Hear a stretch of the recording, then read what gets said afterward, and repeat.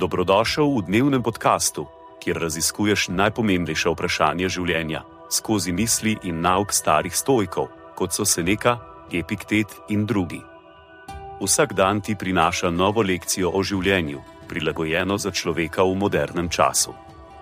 Današnja stoična misel je od Epiktet, razprave. Hrani to misel pripravljeno obzori, skozi dan in noč obstaja samo ena pot do sreče, in to je v opustitvi vsega, kar je izven tvoje sfere izbire, ne obravnava ničesar drugega kot svojo last, prepusti vse ostalo Bogu in usodi. Konec citata. Sledi kratka razširitev te misli za modernega človeka. Epiktetova beseda nam prinaša pomembno sporočilo, ki je vredno našega premisleka. Poudarja, da je naša edina pot do sreče v tem, da se osredotočimo na tisto, kar lahko nadzorujemo, naše odločitve, naše misli, naše reakcije.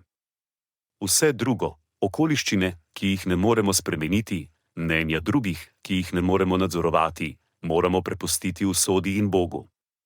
Kako bi to lahko prenesli na naše sodobno življenje? Poglejmo nekaj primerov. Recimo, da se znajdete v prometnem zastoju na poti na pomemben sestanek. Ali lahko nadzorujete promet? Nikakor. Ali lahko nadzorujete reakcijo drugih na vašo zamudo? Nikakor. Tisto, kar lahko nadzorujete, je vaša reakcija na to situacijo. Ali se boste vznemirili, ali boste ostali mirni in izkoristili ta čas za razmislek ali poslušanje audio knjige? Ali pa si predstavljate, da ste na delovnem mestu prejeli negativne povratne informacije? Ali lahko nadzorujete mnenja vaših sodelavcev? Nikakor. Toda lahko nadzorujete, kako se odzivate na te povratne informacije.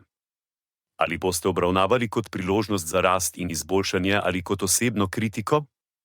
To je lekcija, ki jo Epiktet želi deliti z nami. Osredotočimo se na to, kar lahko nadzorujemo, in prepustimo vse ostalo. Tako bomo našli pot do sreče.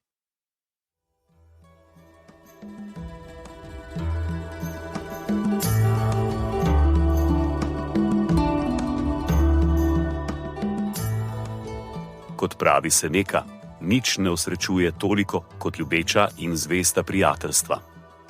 Zato podeli to epizodo z nekom, ki ti je blizu, in ne pozabi slediti podkastu, da boš lahko obveščen, ko bodo objavljene nove epizode starih modrosti stoikov.